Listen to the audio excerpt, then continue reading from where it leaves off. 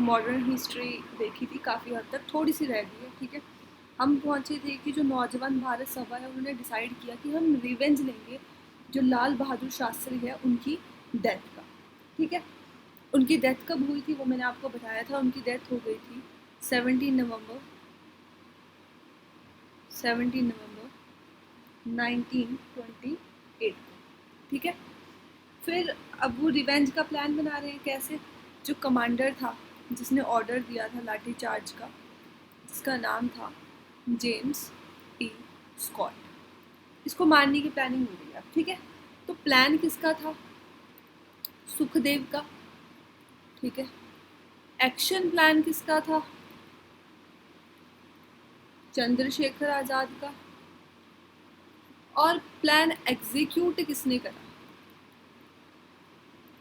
ठीक है, तो वो थे आपके भगत सिंह एंड राजगुरु। पहली गोली राजगुरु ने चलाई और दूसरी भगत सिंह ने चलाई, ठीक है। बट हाँ, और एक और चीज़, जय गोपाल एक और पर्सन इंक्लूडेड थे इसमें जो नज़र रखने का काम कर रहे थे, मतलब बता रहे थे कि हाँ स्कॉट आ गया है या नहीं आया, ठीक है। बट गलती से राजगुरु ने सॉन्डर्स को स्कॉट समझ लिया और सॉन्डर्स को मार दिया, ठीक है।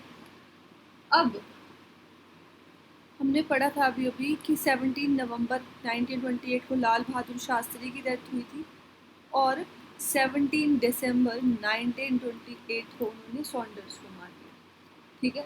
टाइम क्या था उस टाइम? 4 बज रखे थे शाम के, और लाहौर जो स्टेशन था, ठीक है, उसके बाहर, ठीक है।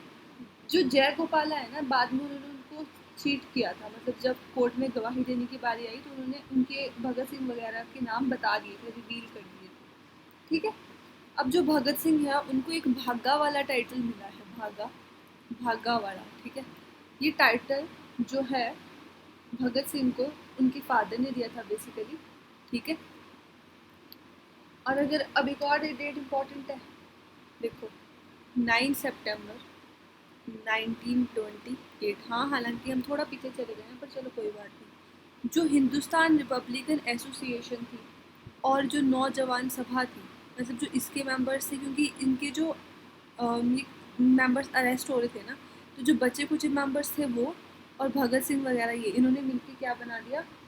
इन्होंने मिलके बना दिया हिंदुस्तान सोशलिस्ट रिपब्लिकन एसोसिएशन, ठीक है।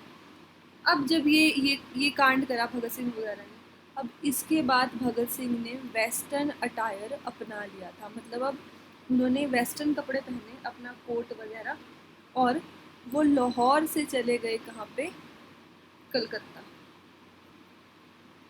ठीक है, क्योंकि अब पुलिस उनको ढूंढ रही थी ना उस चक्कर में।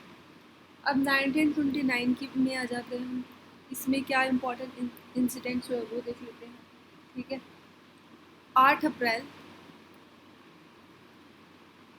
8 अप्रैल 1929 को बॉम्ब थ्रो करा गया, कहाँ पे?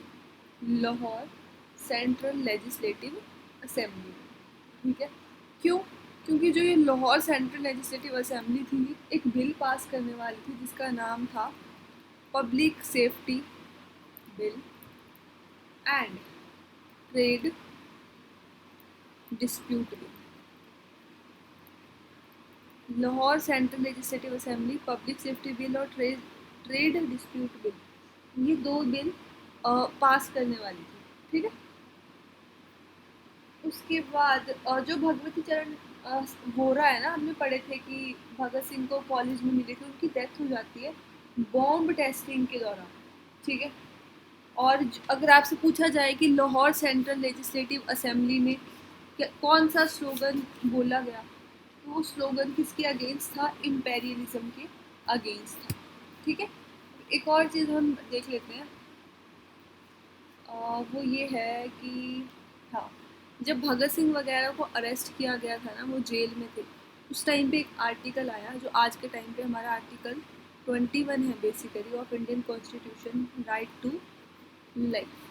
भगत सिंह की बदौलत आया ये आर्टिकल, क्योंकि जैसी उनकी जेल में कंडीशन थी, जैसा उन्हें खाना मिलता था, बहुत ही गंदी थी, जिसकी वजह से उन्होंने जेल में प्रोटेस्ट किया था। अराउंड 64 डेज वो भूखे रहे थे जेल में, ठीक है। और उसके बाद फिर ये आर्टिकल आया था, सॉरी, हाँ ठीक है। उसके बाद चंद्रशेखर आज़ाद के बारे में देख लेते हैं थोड़ा सा।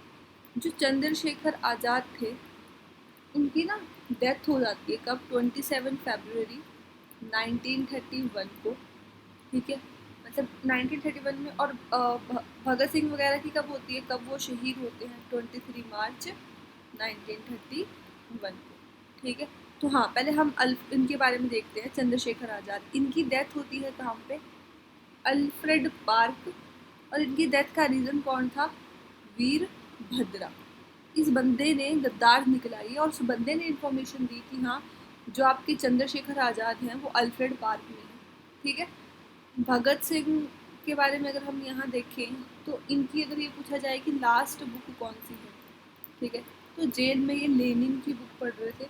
लास्ट सॉन्ग था इनका, वो था रंग दे बसंती चोला, ठीक है। और डेथ 27 मार्च को तो नहीं होती इनकी डेथ, इनकी डेथ 23 मार्च को ही होती है 1931। शाम को 7 बजे के अराउंड इनको फांसी होती है, ठीक है। उसके बाद अगर हम बात करें 1929 में इम्पॉर्टेंट चीज़ और क्या हुई, लाहौर सेशन हुआ। इस सेशन में फर्स्ट टाइम पूर्ण स्वराज की डिमांड की गई, ठीक है। हाँ, स्वराज की डिमांड करी गई, किसने करी, मॉडरेट्स ने करी, मतलब महात्मा गांधी, जवाहरलाल नेहरू इन्होंने, ठीक है। जो इन्होंने अपना ट्राई कलर, मतलब जो हमारा तिरंगा है वो फहरा दिया, कहाँ पे, रावी नदी के तट पे 12 बजे रात को, ठीक है, सुबह के 12 बजे मतलब। और इस दिन को मनाया जाने लगा एज अ स्वाधीनता दिवस, ठीक है, 26 जनवरी को। जो इन्होंने ये फ्लैग लहराया था ना, वो तो 1 जनवरी 1930 को लहराया था, ठीक है। पर जो स्वाधीनता दिवस है वो 26 जनवरी 1930 को मनाया जाता है, ठीक है। मतलब इस दिन इन्होंने डिसाइड करा कि हम 26 जनवरी को स्वाधीनता दिवस मनाया करेंगे, ठीक है। उसके बाद आ जाते हैं हम 1930 पे। 1930 में आती है आपकी Nehru report. Nehru report basically है क्या, एक ब्रिटिशर था, उस ब्रिटिशर का नाम था, सॉरी, बर्किन बर्किन हेड। ये जवाहरलाल नेहरू को चैलेंज करता है कि आप कॉन्स्टिट्यूशन बना के दिखा दो अपना, है ना, इसे भी जो तुम डिमांड कर रहे हो, तुम्हें पता भी है तुम किस चीज़ की डिमांड कर रहे हो। तो इन्होंने चलो जी, कहते ठीक है हम बनाएंगे। तो नेहरू रिपोर्ट में बेसिकली था क्या कि 18 साल या उससे ऊपर वाला बंदा वोट दे सकता है, ठीक है। और बोला गया इलेक्शन होंगे कैसे, यूनिवर्सल एडल्ट फ्रेंचाइज से, जैसे आज के टाइम में होते हैं, ठीक है। और इसमें बोला गया कि हर बंदे को फंडामेंटल राइट्स होंगे सभी के पास, और इक्वल वर्क के लिए इक्वल पेमेंट दी जाएगी। मतलब अगर एक बंदा, मतलब एक मैन 12 इंटे उठा रहा है और उसको 12 रुपये मिल रहे हैं, तो एक वीमेन को भी 12 इंटे उठाने के 12 रुपये ही मिलने चाहिए, 10 नहीं, ठीक है। ये था बेसिकली। तो जो बर्किन हेड था वो नेहरू की रिपोर्ट को देता है फाड़, ठीक है।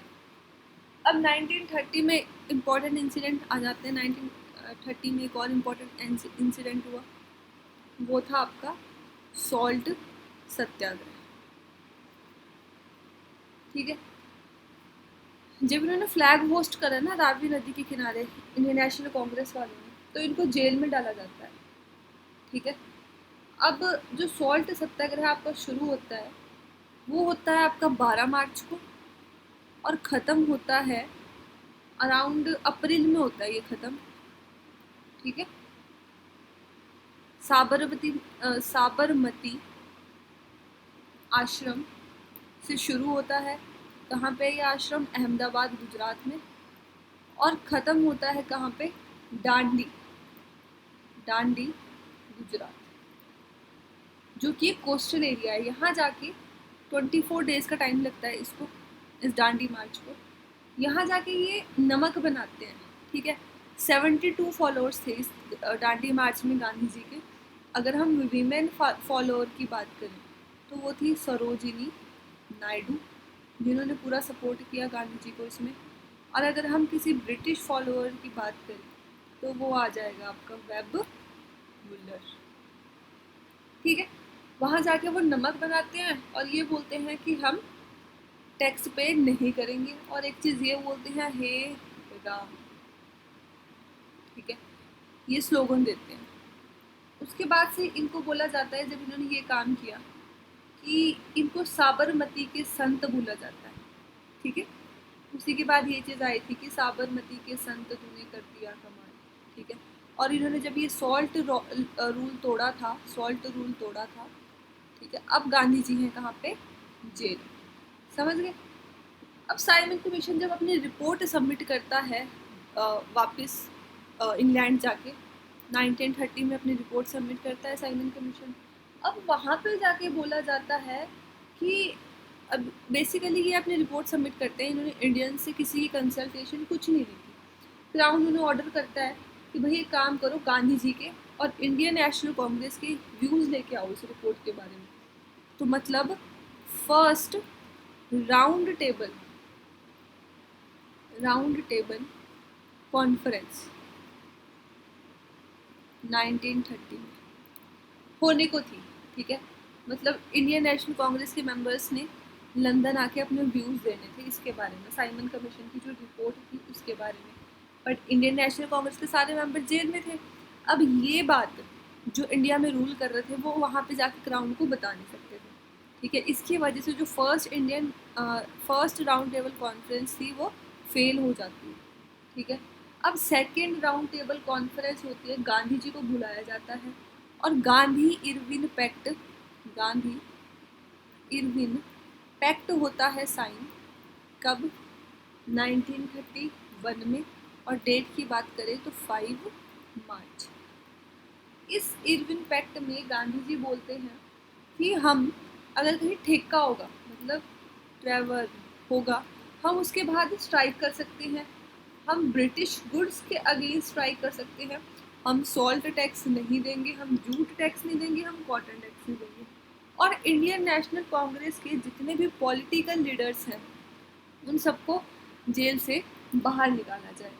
जो इरविन होता है वो उनकी सारी डिमांड्स को एक्सेप्ट कर लेता है और गांधी जी मान जाते हैं सेकेंड राउंड टेबल कॉन्फ्रेंस को ज्वाइन करने के लिए, ठीक है। अब इरविन की कंडीशन ही ये थी क्योंकि कि भाई ठीक है, आपको सेकेंड राउंड टेबल कॉन्फ्रेंस में ज्वाइन करना पड़ेगा, ठीक है। तो बेसिकली होता क्या है उसकी वजह से, अब जब जाते हैं गांधी जी, ठीक है, तो गांधी जी डिमांड करते हैं किस चीज़ की? डोमिनियन स्टेटस,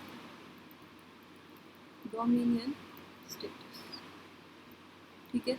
डोमिनियन स्टेटस आप ऐसा समझ लो कि सरकार तो हम इंडियन से चला रहे हैं बट बाहर से कंट्रोल करेंगे हमें ब्रिटिशर्स, ठीक है। इस तरह से dominion status. But Gandhi ji ने सॉरी ब्रिटिशर्स मना कर देते हैं उनको डोमिनियन स्टेटस देने से, इसीलिए जो सेकंड राउंड टेबल कॉन्फ्रेंस है वो भी फेल हो जाती है, ठीक है। अब गांधी जी ने साइन तो कर दिया था, ठीक है। उन्होंने सारे जो फ्रीडम फाइटर्स थे आपके उनको छोड़ भी दिया, बट उन्होंने भगत सिंह, राजगुरु, सुखदेव को नहीं छोड़ा। क्यों नहीं छोड़ा? उन्होंने रीज़न दिया कि आपने तो कहा था कि जितने भी पॉलिटिकल लीडर हैं, ठीक है, और जो भगत सिंह वगैरह हैं वो तो क्रांतिकारी हैं, इसलिए हम उन्हें नहीं छोड़ेंगे। और फिर जो गांधी जी है वो मान भी जाते हैं कि ठीक है। अब बात आती है थर्ड राउंड टेबल कॉन्फ्रेंस की, ठीक है। Third round table conference, third round table conference, ठीक है, ये हो जाती है, ठीक है। अब अगर हम बात करें 1933 की तो आता है एक वाइट पेपर एक्ट, जिसको बेसिकली प्रिपेयर किया जाता है बी आर अम्बेडकर ठीक है। आपके मदन मोहन मालवीय, आपकी मुस्लिम लीग और जो आपकी साउथ जस्टिस पार्टी थी, इनके मेंबर्स के द्वारा। ठीक है। 1934 पे आते हैं। जो कम्युनिस्ट पार्टी थी ना, वो एग्जिस्टेंस में आती है। उसके एक लीडर होते हैं, लीडर का नाम होता है एम.एन. रॉय। ये पर्सन बोलते हैं कि हमारे पास एक कॉन्स्टिट्यूशन होना चाहिए। तो he was the first person who gave the idea of having a constitution. अब 1935 में क्या आता है, सबको पता होगा, गवर्नमेंट ऑफ इंडिया एक्ट। ठीक है। फर्स्ट टाइम जो इंडियन नेशनल कांग्रेस थी, उन्होंने कॉन्स्टिट्यूशन की डिमांड करी। ठीक है। और इस एक्ट को कहा जाता है blueprint, blueprint of Indian constitution.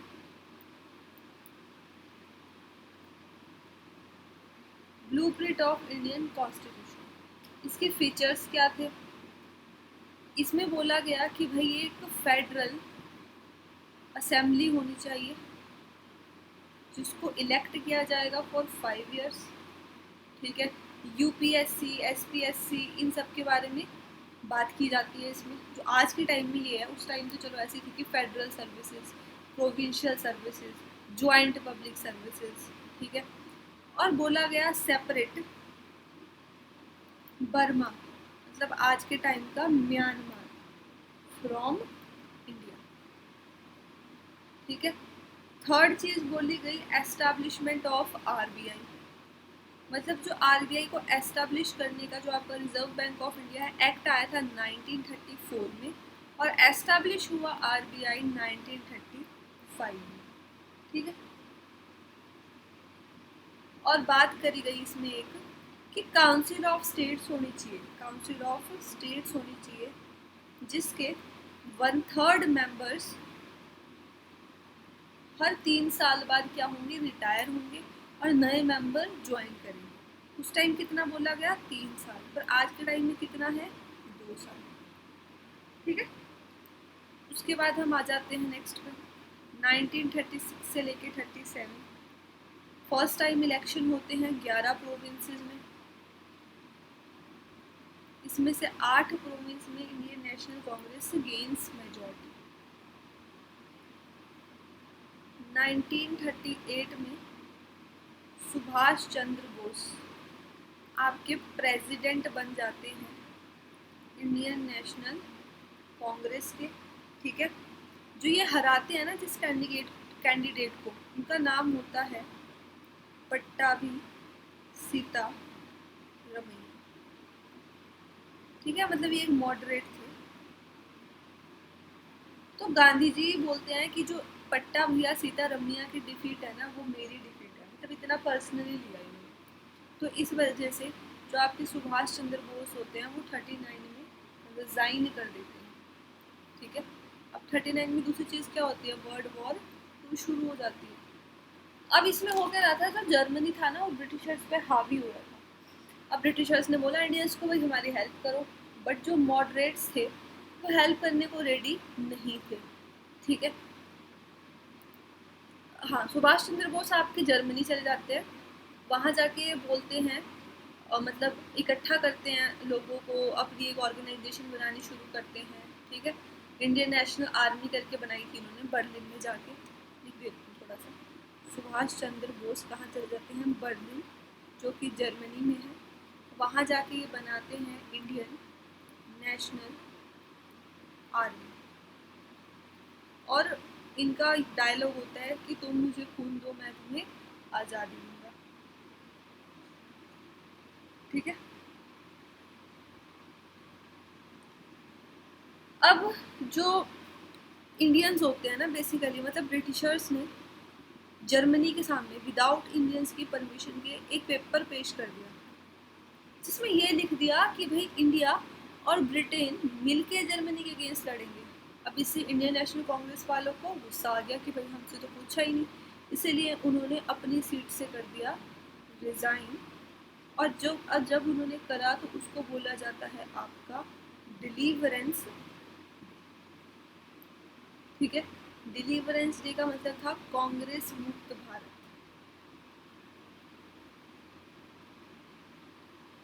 ठीक है, 1930 में 1940 में आ जाते हैं। 1940 सेपरेट प्रोविंस पाकिस्तान की डिमांड करी गई थी।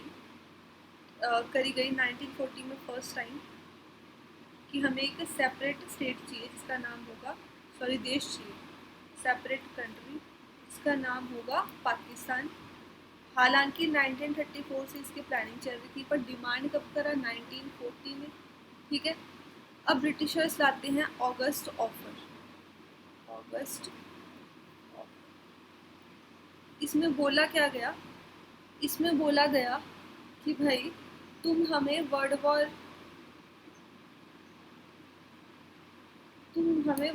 2 में सपोर्ट करो। ठीक है, तुम हमें क्या करो, वर्ल्ड वॉर 2 में सपोर्ट करो। बदले में हम क्या करेंगे, हम तुम्हें वर्ल्ड वॉर 2 ख़त्म होने के बाद डोमिनियन स्टेटस दे देंगे। ठीक है, ये बोला गया कि हम वर्ल्ड वॉर 2 होने के बाद तुम्हें डोमिनियन स्टेटस दे देंगे।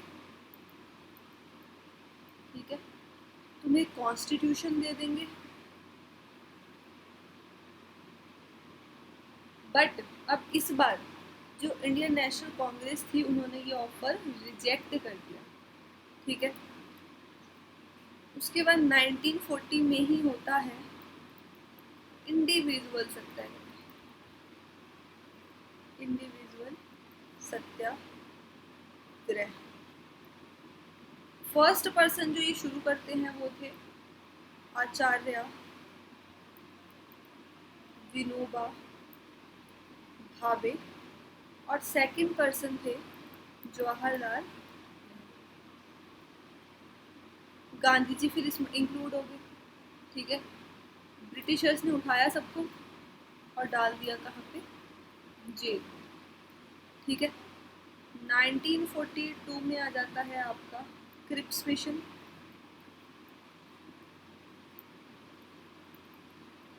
ये एंटर करता है इंडिया में। इसके जो चेयरमैन होते हैं वो होते हैं सॉरी चेयरमैन नहीं होते, मेंबर थे इसके। चेयरमैन इसके होते हैं स्टैफर्ड क्रिप्स। ऑब्वियस सी बात है, जिसका नाम पे मिशन होगा वही चेयरमैन होंगे, है ना। अगर हम मेंबर की बात करें तो 2 इम्पोर्टेंट मेंबर्स थे इसके, अलेक्जेंडर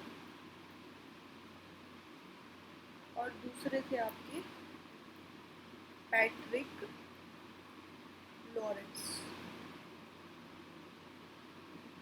ठीक है, नेक्स्ट हम बात करते हैं अब इंडियन नेशनल कांग्रेस की जब बात आती है इस चीज़ के बारे में, मतलब जो हमने कहा था कि भाई हाँ उन्होंने बोला कि इंडिया और ब्रिटेन साथ में जर्मनी के अगेंस्ट अब लड़ेंगे। ठीक है, तो फिर हुआ क्या, जो इंडियन नेशनल कांग्रेस है उनको जर्मनी से एक लेटर मिलता है कि इंडियंस के लिए बेसिकली उसमें वार्निंग होती है ना, कि भाई अगर तुम हमारे खिलाफ लड़ोगे तो हमें देर नहीं लगेगी, मतलब तुम लोगों पर अटैक करें। ठीक है, गांधी जी ने ये भी क्वेश्चन पूछा जाता है कि जो हमारे गांधी जी थे उन्होंने वायलेंस कब अडॉप्ट करी। ठीक है, तो वो था 1942 में। ठीक है, 1942 में इन्होंने मूवमेंट लॉन्च करा। उस मूवमेंट का नाम था क्विट इंडिया मूवमेंट। ठीक है, किसने लॉन्च किया, by Indian national Congress. Slogan क्या था बेसिकली इसका, डू और डाई। कब दिया गया ये भी पूछा जा सकता है, मतलब मूवमेंट लॉन्च कब हुआ बेसिकली, 8 अगस्त 1942 को, और 9 अगस्त 1942 को गांधी जी को उठा के जेल में डाल दिया। ठीक है, ये पहला मास बेस्ड मूवमेंट था इंडिया का, मतलब हर बंदा इसमें पार्टिसिपेट ले रहा था, हर एक पर्सन, ठीक है। तो ये एक लीडरलेस रिवॉल्ट था, लीडरलेस, क्योंकि गांधी जी को उठा के किसमें डाल दिया था, जेल में डाल दिया था, ठीक है। तो फिर इसमें एक पर्सन की बात होती है, वो एक रेडियो जॉकी होती है, ठीक है। उनका नाम था उषा मेहता, ठीक है। ये अंडर कवर होके लोगों को अवेयर करवाती है क्विट इंडिया मूवमेंट के बारे में, और लोग इस मूवमेंट को ज्वाइन भी कर रहे थे। फिर 1944 में आ जाता है आपका CR फॉर्मूला, ठीक है। CR फॉर्मूला में डिमांड होती है फिर से डोमिनियन स्टेटस की, मतलब इंडियंस फिर से आगे डोमिनियन स्टेटस पे, ठीक है। ये कौन कर रहा था, इंडियन नेशनल कांग्रेस। पर जो जनता थी ना भारत की, जो जनता थी वो बोलती कि नहीं भाई, अब डोमिनियन स्टेटस नहीं चाहिए, हमें कंप्लीट इंडिपेंडेंस चाहिए, ठीक है। तो 1945 में एक शिमला कॉन्फ्रेंस होती है, ठीक है।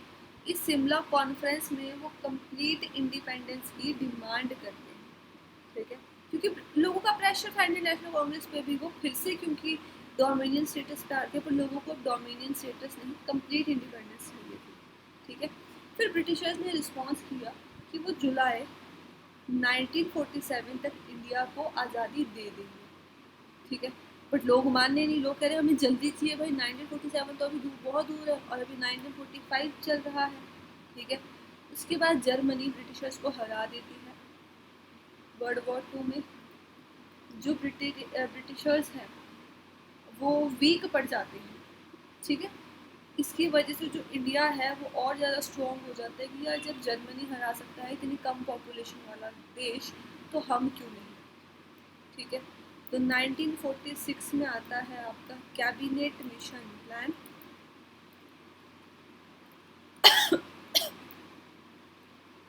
यहाँ से आपका जो कॉन्स्टिट्यूशन है वो बनना शुरू होता है, ठीक है। और इंडियन इंडिपेंडेंस एक्ट पास किया जाता है, इंडियन इंडिपेंडेंस एक्ट पास किया जाता है 1947 में, जिसके अंतर्गत इंडिया को क्या मिलती है, आज़ादी। इसके बाद हमारी कॉन्स्टिट्यूशन कैसे बना वो सब शुरू हो जाता है, वो पॉलिटी का पार्ट है। तो इसमें बस इतना ही, थैंक यू।